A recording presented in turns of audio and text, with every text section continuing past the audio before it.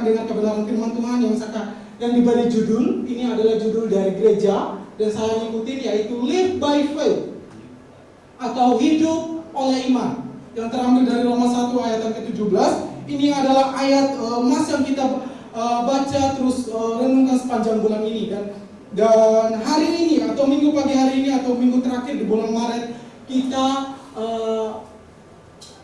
kita merenungkan ini. Namun bukan berarti kita tidak mengingatnya ya di dalam kehidupan kita masing-masing ya. Maksudnya terakhir di bulan ini dibahas gitu. Kita akan baca bersama-sama Roma pasal 1 ayat 17.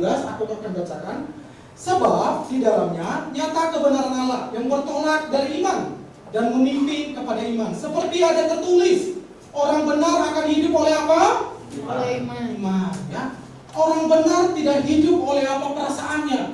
Orang benar tidak hidup oleh apa kondisi atau keadaan yang terjadi di sekitarnya. Tetapi orang benar akan hidup oleh iman.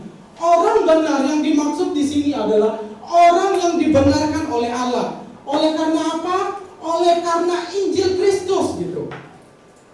Oleh karena itu, setiap orang yang dibenarkan oleh karena Tuhan Yesus Kristus, maka kita punya kehidupan yang baru. Dan kehidupan yang baru adalah hidup berdasarkan iman atau hidup oleh iman. Patokan hidup kita adalah iman, atau kompas hidup kita adalah iman ya.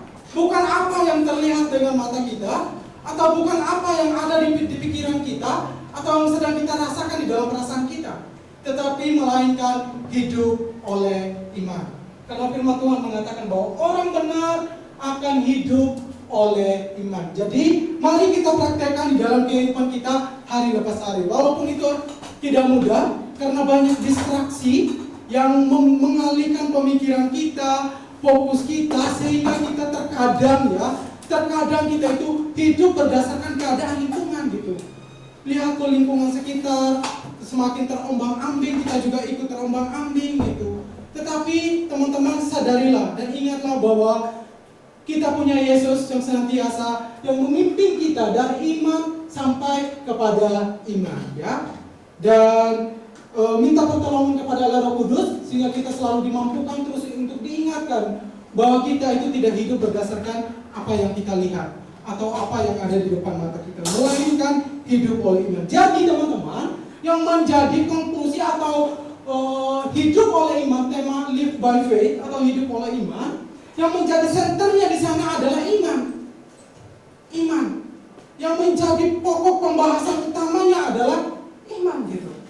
Jadi karena iman itu adalah yang menjadi pokok pembahasannya, maka perlu sekali sebagai orang yang percaya Yesus, yang sudah menerima Yesus sebagai Tuhan, sebagai juru selamatnya, kita harus tahu apa sih iman itu.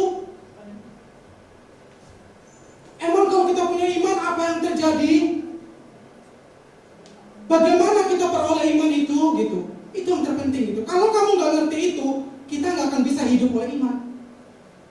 Jadi kita harus tahu pengertiannya. Oleh karena itu, ini saya sudah siapkan iman yang berkaitan erat dengan iman.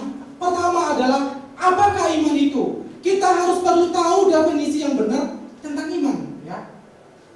Kalau kita nggak tahu definisinya, bagaimana kita bisa hidup oleh iman? Gitu. Jadi oleh karena itu, kita harus tahu atau punya pengetahuan tentang apakah iman itu. Iman itu dari siapa? Atau iman itu datangnya dari apa gitu? Dari siapa gitu? Siapa yang memberi iman itu gitu? Apakah iman itu dari saya? Atau iman itu dari Tuhan? Oleh karena itu, kalau Anda selama ini ragu, iman itu dari siapa? Perhatikan firman Tuhan hari ini. Hari ini akan memberikan kebenaran buat kamu. Amen? Oke. Kemudian yang ketiga adalah bagaimana proses terjadinya iman.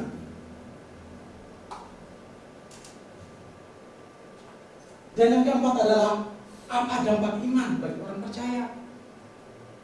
Atau apa pengaruh iman bagi setiap orang yang percaya? Dan yang terakhir, bagaimana jika seseorang tidak punya iman? Oleh karena itu yang pertama, apakah iman itu? Mari kita sama-sama baca di dalam Ibrani pasal 11 ayat 1.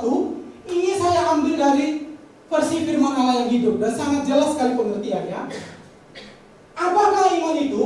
Iman ialah keyakinan. Keyakinan itu berbicara tentang kepercayaan, pegangan gitu ya. Bahwa apa yang kita inginkan akan terlaksana. Iman ialah kepastian. Kepastian itu berbicara tentang ketetapan. Ditetapkan gitu dan tidak akan pernah berubah gitu ya. Kepastian bahwa yang kita harapkan sudah menantikan kita. Walaupun hal itu belum dapat kita lihat sekarang ini. Jadi iman adalah berbicara tentang bahwa suatu kepastian bahwa apa yang sedang kita doakan, yang sedang kita gumuli itu sudah menantikan kita. Sekalipun secara real atau nyata itu belum kelihatan oleh mata kita. Sekalipun kita belum bisa merabanya dengan tangan kita, tetapi iman memastikan bahwa apa yang kita sedang doakan sedang menantikan kita. Oleh karena itu teman-teman, jangan menyerah. Kalau kamu beriman 1 kali, 2 kali, namun Tuhan belum jawab apa menjadi pergumulan doamu, jangan menyerah. Tetaplah beriman sampai hal itu menjadi terrealisasi di dalam kehidupan. Amin. Itulah iman. Jadi iman adalah berbicara tentang keyakinan bahwa itu apa yang kita yakinkan, apa yang kita inginkan, itu akan terlaksana dalam hidup kita. Iman itu berbicara tentang kepastian bahwa apa yang kita harapkan itu sudah menantikan kita. Walaupun hal itu belum kita melihatnya dengan mata jasmani kita atau belum kita merabanya. Itulah pengertian iman. Jadi setelah kamu pulang dari tempat ini, inilah namanya iman. Apakah iman itu? Kalau kamu ditanya apa itu iman? Ingat Ibrani 11 ayat 1 ya. Kenapa Kabir pakai versi firman Allah yang hidup? Kata-katanya itu lebih mudah untuk dipahami gitu ya. Kalau bukan berarti yang lain nggak benar ya gitu. Kemudian yang kedua, iman itu dari siapa gitu. Ini yang kita harus perlu kita ketahui bersama. Iman itu dari siapa? Siapa yang ngasih gitu. Kalau kita lihat di dalam Efesus 2 ayat 8 bahwa sebab kasih karunia kamu diselamatkan oleh apa? Iman. Itu bukan hasil usahamu, tetapi pemberian Allah. Teman-teman, di dalam dunia kekristenan ada 2 doktrin gereja yang sangat terkenal. Yang pertama adalah Calvinis, yang kedua adalah Arminian. Calvinis atau Calvinisme dan Arminian sama-sama percaya bahwa iman itu adalah pemberian dari Allah. Iman itu adalah anugerah dari Allah. Allah yang ngasih. Cuman ada bedanya. Nggak perlu kita bahas di sini karena itu nggak penting ya. Jadi iman itu adalah pemberian dari Tuhan. Kita lihat lagi satu ayat yang lebih menjelaskan lagi. Apakah iman itu? 2 Petrus 1 ayat yang ke-1 dalam terjemahan firman Allah yang hidup. Dari Simon Petrus, hamba Rasul Yesus Kristus, kepada saudara sekalian yang seiman dengan kami. Iman yang saya maksudkan ialah yang diberikan oleh Yesus Kristus, ya. Allah dan juru selamat kita, betapa berharganya iman itu dan betapa adil dan baiknya Dia yang telah memberikannya kepada kita masing-masing. Jadi iman itu adalah pemberian dari Tuhan. Iman itu adalah anugerah Tuhan buat setiap kita. Jadi iman itu bukan usaha kita, bukan kerja keras kita, sehingga kita bisa beriman kepada Yesus. Kita bisa beriman kepada Yesus karena Yesus telah memberi iman kepada kita. Itu makanya kenapa dikatakan bahwa keselamatan itu adalah anugerah gitu. Ketika kita bisa menerima keselamatan itu harus pakai iman. Dan iman itu datangnya dari mana? Datangnya dari Tuhan ya. Jadi iman adalah pemberian Tuhan. Kemudian yang ketiga, bagaimana proses terjadinya iman? Iman ini penting. Lalu bagaimana kita tahu bahwa kita ini adalah orang beriman? Bagaimana kita bisa beriman? Ini ayat yang sangat terkenal ya. Coba kalian baca semua ya. Saya hitung 1 sampai 3, baca dari alamat sampai isinya ya. 1, 2, 3. Roma 10 ayat 13.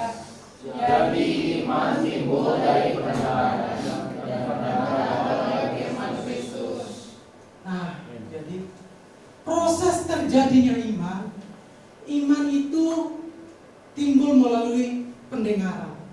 Jadi pastikan pendengaranmu bisa mendengar. Ya. Karena kalau nggak bisa mendengar, bagaimana iman itu timbul? Setelah pendengaran, pastikan yang saudara dan saya yang kita dengar adalah apa? Injil tentang Kristus, firman tentang Kristus. Jadi iman itu munculnya, nampaknya atau timbulnya itu melalui telinga kita. Dan telinga kita itu yang harus didengarnya haruslah firman Kristus. Gak semua yang didengar oleh telinga itu membuat iman kita tumbuh, itu membuat iman kita timbul. Tetapi cuma satu, yaitu pendengaran tentang Kristus. Jadi teman-teman, bersyukurlah jikalau Anda ada di tempat ini dan sudah mengambil keputusan menjadi keluarga Allah, menjadi pengikut Kristus, menjadi murid-muridnya Yesus.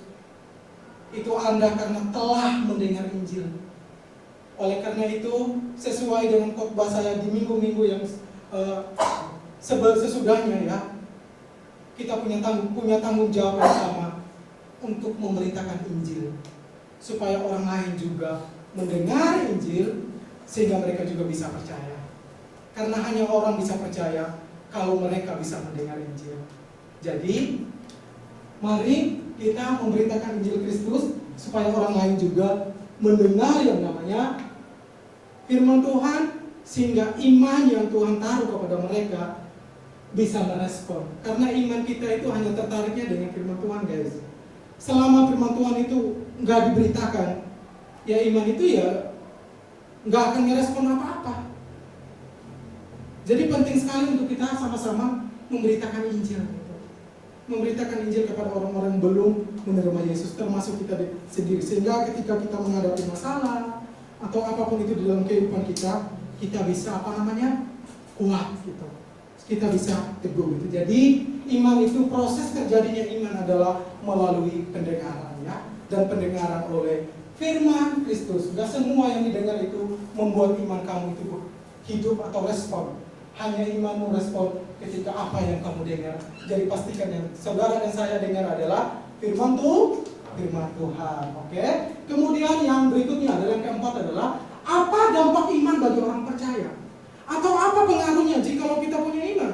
Ini kata Tuhan Yesus loh, bukan kata saya. Kalau kamu punya iman, ini yang terjadi. Lukas pasal 17 ayat yang ke-6. Jawab Tuhan, kalau sekiranya kamu mempunyai iman sebesar biji sesawi saja, gak perlu sebesar kepala dan tangan, gak perlu sebesar jempol, cukup sebesar biji sesawi aja, kata Tuhan. Ya, kamu dapat berkata kepada pohon ara ini, terbantunglah engkau dan tertanamlah di dalam laut, dan ia akan apa? Taat kepadamu. Jadi sesuatu hal yang terjadi apabila Anda punya iman. Iman sebesar sebiji sesawi aja, teman-teman, bisa pohon ara, terbantunglah engkau dan tertanamlah di laut, dia bisa berpindah tempat loh, gitu. Pertanyaannya teman-teman, iman kita sebesar apa sih gitu? Tapi itu nggak usah pusing ya, itu nggak apa-apa. Yang penting kamu beriman sama Yesus, ya, percaya.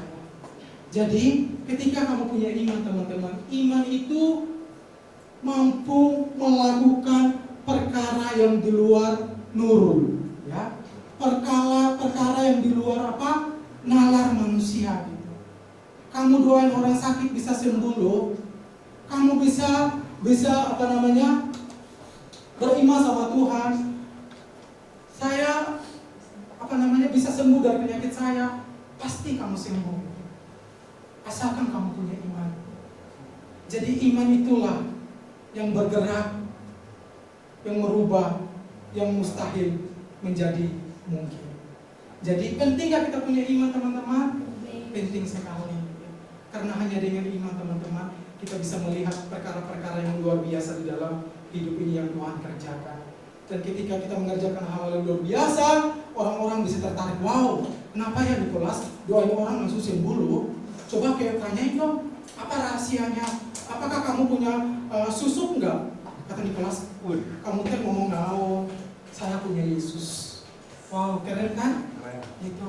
Jadi inilah pengaruh dampak saudaraku, kalau kita tidak punya iman?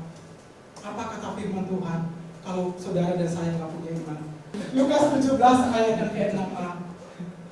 Tetapi tanpa iman tidak mungkin orang apa? Berkenan kepada Allah. Boro-boro Anda bisa melakukan mujizat. Boro-boro Anda bisa menyembuhkan orang sakit menjadi sembuh. Kamu itu berkenan aja sama Tuhan itu enggak gitu. Aku nggak kenal kamu gitu. Karena Tuhan hanya kenal kita itu melalui apa? Iman. Jadi sangat penting sekali untuk kita punya iman. Pertanyaannya sekarang, apakah saudara dan saya sudah beriman saat ini? Amen. Amen. Ya. Kalau Anda tidak beriman, tidak mungkin datang di tempat ini. Ya. Dan saya pastikan bahwa kalian datang di tempat ini karena kalian rindu untuk dengar firman Tuhan. Bukan cari teman sebaik siapa yang cocok jadi pasangan hidup saat ke depan. Gereja bukan tempat cari pasangan hidup. Kalaupun Tuhan memberikan pasangan hidup dalam gereja, itu adalah bonus. Tetapi tempat utama kamu datang gereja adalah untuk dengarin firman Tuhan. Oke? Jadi kalau ada yang punya pemikiran asal pergi ke gereja, di sana banyak anak mudanya loh. Sipi tahu jodoh nah. Soalnya banyak yang cantik-cantik, cakep-cakep. Hei saudara, bertobatlah. Nah, jadi tujuan kita datang di tempat ini adalah untuk kita mau dengarin firman Tuhan. Ya. Untuk kita mau kasih makan iman kita, supaya kita semakin hari semakin diteguhkan dan semakin dikuatkan. Jadi pentingnya iman, penting sekali ya. Karena dengan iman kita bisa melakukan mujizat. Dengan iman orang mengatakan, aku pasti sembuh. Saya punya teman, sahabat kami di dalam gereja ini. Dan dia dikatakan dokter sakit. Tetapi setiap kali dia berbicara, dia mengatakan bahwa aku itu nggak sakit.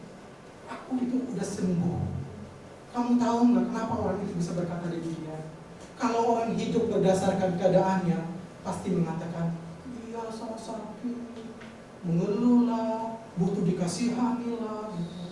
Tetapi orang yang sudah kenal Yesus, dia akan berbicara dengan tegas, aku tidak sakit, aku sudah sembuh. Secara kenyataan memang tubuh jasmani kita mengalami gangguan, tetapi secara kebenarannya Allah sudah menyelesaikan semuanya di atas kayu salib. Ya? Jadi percayalah bahwa kesembuhan itu sudah terjadi dalam kehidupan kita. Sekalipun secara kenyataannya tubuh kita mungkin masih lemah, tetapi secara roh kita itu sudah sembuh. Amin. Jadi apapun menjadi pergumulan hidupmu, perkatakan firman Tuhan. Ya. Kenapa saya mengatakan begini? Saya pernah baca satu kisah bahwa di mana Tuhan datang, terus orang-orang itu udah ngomong bahwa kenapa kamu gak datang Tuhan? Seandainya kalau kamu datang, pasti dia gak akan meninggal. Tahu gak apa kata Tuhan? Tenang, penyakit ini tidak membawa kematian. Itu adalah perkataan Yesus kepada Marta terhadap saudaranya sudah meninggal. Pertanyaannya, Kabir, kalau kita pegang ayat itu boleh nggak? Boleh. Tapi kalau seandainya penyakit itu membawa kematian, ya nggak apa-apa. Itu semua ada di dalam kedaulatannya Tuhan. Gitu. Apa yang Tuhan katakan itu yang kita pegang. Gitu. Jadi jangan kita pegang apa yang Tuhan tidak katakan. Gitu. Oleh karena itu teman-teman, mari bersama-sama. Sehingga ketika kita sudah mengerti tentang iman, maka bolehlah saudara dan saya live by faith. Hidup oleh iman. Karena apa? Karena kita sudah ngerti, kita sudah tahu, kita sudah paham, dan kita sudah mengalaminya. Kalau kita nggak ngerti, nggak paham, terus kita bilang saya hidup oleh iman, saudara patut dipertanyakan dengan perkataan kita gitu. Jadi orang yang sudah benar-benar menyembah Yesus, maka dia akan hidup oleh iman. Karena apa? Dia sudah alami. Karena apa? Dia sudah punya iman itu, dia sudah terima iman itu, dan dia sudah hidup oleh iman. Makalah kehidupan selanjutnya, maka orang tersebut atau orang yang sudah dibenarkan oleh Allah melalui pengorbanan Tuhan Yesus harus hidup oleh iman selanjutnya. Kalau kamu tidak hidup oleh iman, percuma, kamu rugi, ya, kamu rugi. Kalau kamu nggak hidup oleh iman, kamu rugi. Karena apa? Pastinya kalau orang nggak hidup oleh iman, pasti dia akan hidup dengan hal-hal yang lain gitu. Jadi penting sekali untuk kita hidup oleh iman. Jadi life by faith, ya, life by faith. Yang pertama, hidup oleh iman, hidup tidak berdasarkan apa yang kita lihat, namun hidup karena apa? Percaya. Itulah life by faith. Orang yang hidup oleh iman itu, dia tidak akan hidup berdasarkan apa yang dia lihat, tetapi dia akan hidup apa yang dia percayai. Dan inilah yang Rasul Paulus katakan kepada jemaat di dalam 2 Korintus 5 ayat 17. Sebab hidup kami ini adalah hidup karena apa? Percaya, bukan karena apa? Melihat. Saudara, kalau kita hidup berdasarkan penglihatan kita, apa yang kita lihat di sekitar kehidupan kita, saya yakin dan percaya iman kita akan apa? Up and down, naik turun, tidak akan pernah stabil. Karena apa? Kondisi atau keadaan di sekitar itu nggak pernah stabil, Oleh karena itu berhenti untuk hidup berdasarkan apa yang kamu lihat, apa yang terjadi di sekitar hidup kamu, tetapi hiduplah by apa? Iman. Hiduplah by apa? Percaya terus kepada Yesus, sekalipun kondisi keadaan kamu itu tidak memungkinkan. Itu yang disebut dengan live by faith, hidup oleh iman. Jadi bukan hidup berdasarkan apa yang kelihatan, yang nampak gitu, tetapi hidup karena apa? Percaya sepenuhnya kepada Tuhan Yesus Kristus. Amen. Amen. Ya, ini yang dikatakan oleh Rasul Paulus. Jadi mari bersama-sama kita hidup di dalam hidup ini, sekalipun di luar sana begitu genting. Bahkan zaman sekarang dikatakan, RRU TNI itu ya pasti nanti kita bakalan kayak apa? Orde Baru cenah gitu.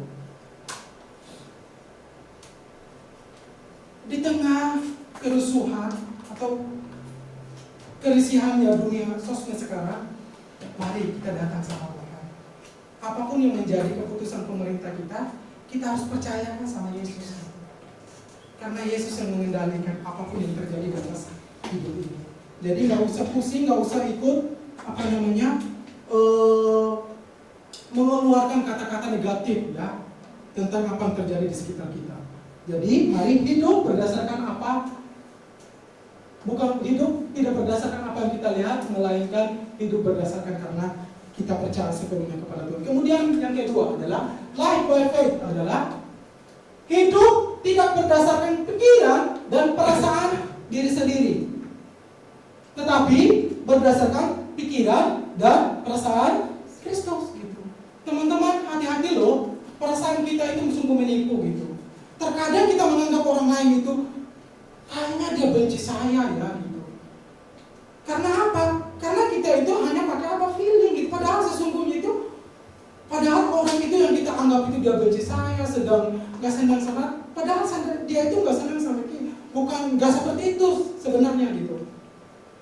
Sebenarnya itu dia itu gak benci kita, tapi karena kita pakai perasaan, sehingga kita melihat mimik, gerak-gerik seseorang atau pergerakan tubuh seseorang, kita langsung cepat menyimpulkan apa? Karena kayaknya orang ini gak suka deh sama saya. Kayaknya orang ini ada deh tentang saya gitu.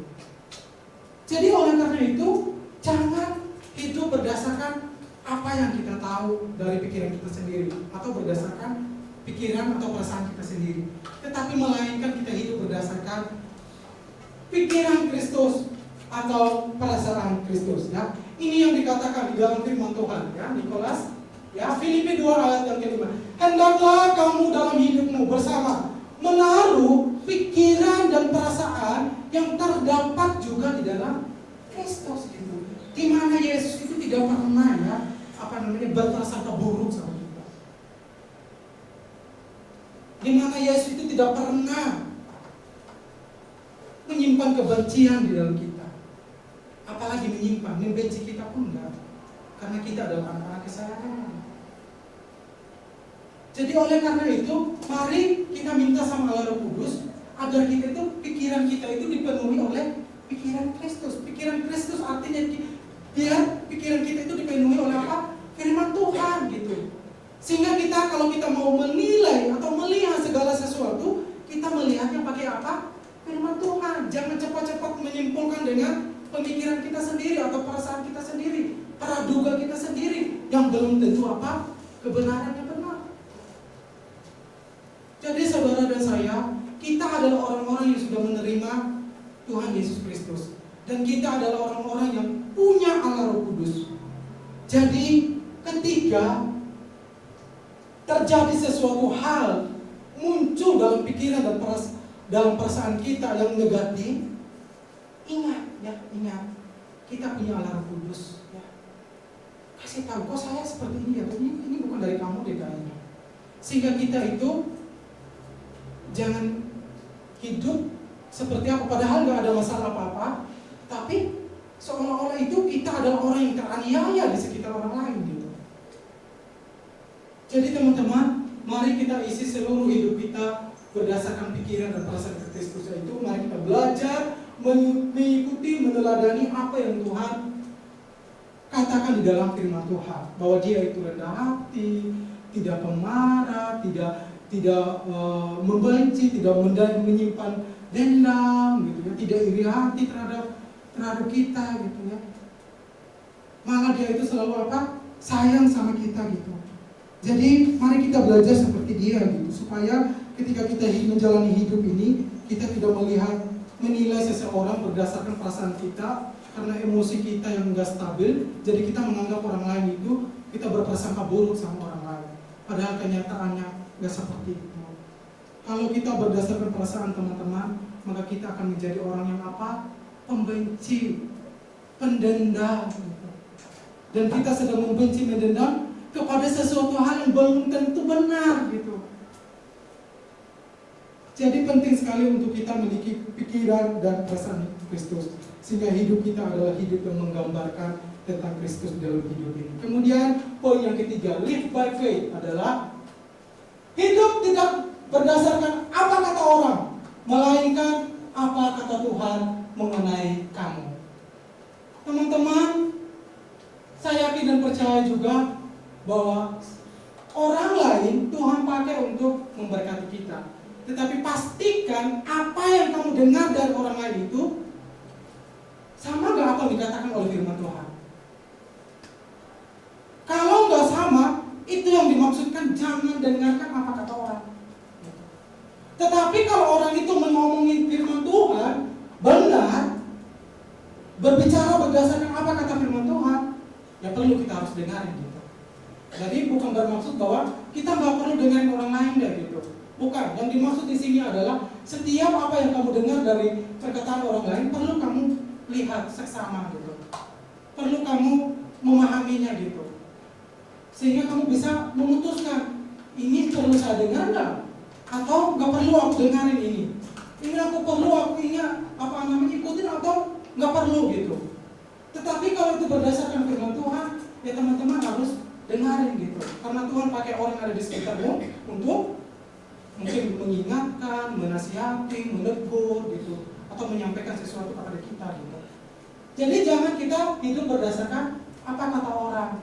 Jadi kalau orang itu berkata-kata tentang negatif sama kita, ya udah, mungkin itulah kita nggak bisa merem mulut orang untuk berkata-kata tentang kita. Tetapi kita harus lihat tentang firman Tuhan. Firman Tuhan mengatakan, Yesaya 43 ayat 4, karena kalian, nah, ini adalah terjemahan. Waktu saya buka Yesaya 43, saya coba cari dalam terjemahan bahasa Inggrisnya. Terjemahan ini yang paling buat top gitu ya. Yesaya 43 ayat 4, karena kalian begitu berharga dan berarti bagiku, aku sangat gitu. Berarti kalau sangat itu kayak gitu loh. Sangat mengasihi kamu. Itulah sebabnya aku apa? Rela. Apa? Rela mengorbankan bangsa-bangsa lain menjadi pengganti nyawamu. Asalkan kalian apa? Tetap hidup. Ini kata Tuhan kepada bangsa Israel. Ya. Tuhan bilang sama bangsa Israel bahwa mereka itu sungguh berharga di mataku. Mereka itu sangat berarti. Kamu itu sangat berarti buat aku gitu. Sehingga aku harus relakan bangsa lain menjadi penggantinya, artinya asalkan kamu itu tetap hidup. Kalau kalian lihat teman-teman di dalam perjanjian lama, bagaimana Allah itu menyelamatkan bangsa Israel, kemudian bangsa-bangsa lain itu bisa dihabisi gitu. Karena apa? Bangsa Israel itu adalah bangsa pilihan Tuhan, bangsa kesayangan Tuhan. Sehingga Tuhan akan lakukan apapun untuk mereka gitu. Dan kalau kalian baca di Alkitab surat Injil, yaitu di Roma, bahwa sekalipun mereka menolak Injil, tetapi firman Tuhan tetap mengatakan bahwa mereka tetap adalah kekasihnya Allah. Jadi artinya bahwa pilihannya tidak akan pernah hilang kepada bangsa Israel. Kasihnya tidak akan pernah berubah. Kasihnya itu akan tetap selama-lamanya buat mereka. Pertanyaannya Kak Billy, ini kan berbicara tentang bangsa Israel. Ini kan Tuhan pada waktu itu berbicara tentang bangsa Israel gitu. Bahkan Tuhan mengorbankan bangsa-bangsa lain asalkan bangsa Israel itu tetap hidup gitu. Lalu kita gimana Kak Billy? Kamu tahu nggak bahwa ada satu orang yang dikorbankan untuk kamu supaya kamu bisa hidup? Siapakah dia? Yesus namanya. Itulah kasih Yesus buat saya dan saudara. Supaya kita bisa hidup, supaya kita tidak dihukum di dalam api neraka yang kekal, Allah mengorbankan anak yang tunggal. Itu yang dikatakan di dalam Yohanes pasal yang ke-14 ayat yang ke-6 ya. Yohanes 3 ayat ke-16. Karena begitu besar kasih Allah ya. Kalau tadi bangsa Israel, aku sangat mengasihi mereka. Tetapi di sini karena begitu besar kasih Allah akan dunia. Dunia artinya kita adalah umat-umatnya. Sehingga ia telah mengaruniakan anak yang tunggal. Supaya setiap orang yang apa? Percaya kepadanya tidak apa? Binasa, melainkan beroleh hidup yang kekal. Inilah kasih Tuhan buat saya dan saudara. Kalau Tuhan begitu mengasihi bangsa pilihannya, sehingga ia rela mengorbankan bangsa lain harus terbunuh mati, asalkan mereka hidup. Ini juga yang Tuhan lakukan untuk kita. Asalkan kita hidup, gak apa-apa Yesus harus mati. Itulah ukuran kasih Bapa buat kita. Kasihnya itu tidak pernah berubah. Kasihnya itu adalah kasih yang begitu besar. Kasih yang tidak bisa diukur. Kasih yang tidak bisa ditakar dengan apapun. Dan kasih yang tidak pernah bisa kita balas dengan apapun. Dan Tuhan hanya mau iman, percaya. Inilah kasih Tuhan buat kita. Jadi kasihnya adalah kasih yang tidak pernah berubah. Jadi hidup tidak berdasarkan apa kata orang, melainkan apa kata firman. Kita akan melihat satu kisah di dalam perjanjian baru. Bagaimana manusia sudah berkata, udah gak mungkin. Tetapi Tuhan tenang, gak usah takut. Jangan khawatir, percaya saja. Oke, Markus pasal 5 ayat 35-36. Ketika Yesus masih berbicara, datanglah orang dari keluarga kepala rumah ibadat itu dan berkata, anakmu itu sudah mati. Apa perlunya? Udah gak ada gunanya. Udah gak ada faedahnya lagi engkau menyusah-nyusahkan guru. Tetapi Yesus tidak menghiraukan perkataan mereka dan berkata kepada kepala rumah ibadat, jangan takut, percaya saja. Teman-teman, mungkin ini di dalam kehidupan kita ada yang pernah mengalami tentang hal ini. Gak mungkin ya. Gak mungkin kamu bisa jadi orang sukses. Kamu itu bodoh sebenarnya. Gak mungkin kamu berhasil. Gak mungkin kamu menjadi anak yang membanggakan orang tua.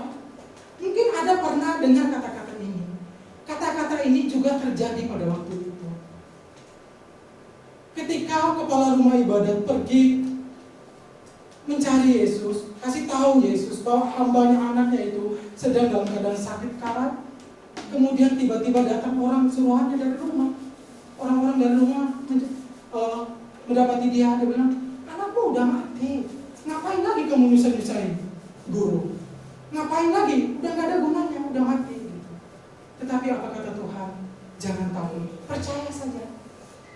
Dan kalau teman-teman baca kisah selanjutnya, bagaimana yang tadinya dikatakan sudah meninggal, Tuhan Yesus bisa bangkitkan. Itu artinya adalah bahwa bagi Tuhan tidak ada yang mustahil. Bagi orang yang percaya juga gak ada yang mustahil. Percayalah kepada Tuhan. Kalaupun manusia bisa berkata-kata tentang negatif, menilai berdasarkan kehidupan kita yang sekarang, nggak usah didengar. Maksudnya nggak usah didengar artinya, nggak usah dimasukin ke hati, nggak usah dipikirin gitu. Karena perkataan mereka bukanlah yang memegang hidup kita, tetapi yang memegang hidup kita adalah perkataan siapa? Apa kata Tuhan tentang kamu? Aku itu mengasihi kamu loh. Yang aku mau dari kamu cuma satu, beriman, percaya saja. Jadi saudara, kalaupun di antara kita di tempat ini ada yang sedang bergumul sesuatu kah, atau sedang menghadapi sesuatu kah, mengalami sesuatu kah, teruslah percaya kepada Yesus. Teruslah beriman kepada Yesus.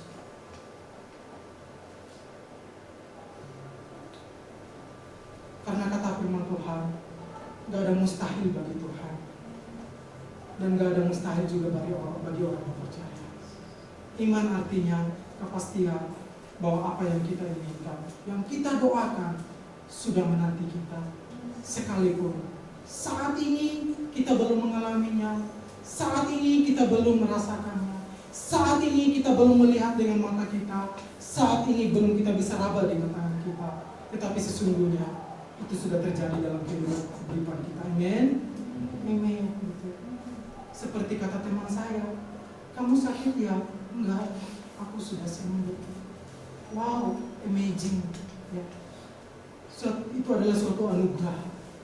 Itu adalah suatu pertolongan Allah Roh Kudus kalau kita bisa berkata demikian. Mungkin orang menilai kesuksesan, keberhasilan dari seberapa harta yang kamu miliki, seberapa apa yang kamu sudah capai, yang kesuksesan apa yang kamu sudah lewati. Mungkin manusia berdasarkan itu, karena manusia berdasarkan apa yang mereka lihat. Tetapi bagi kita orang yang percaya, hidup yang sukses, hidup yang berhasil berdasarkan apa kata Yesus, bahwa kita sebenarnya adalah orang-orang sukses, orang-orang yang berhasil, orang-orang yang terus diberkati dan terus diberkati oleh kasih karunia-Nya. Jesus full of grace and truth. Yesus penuh kasih karunia dan kebenaran.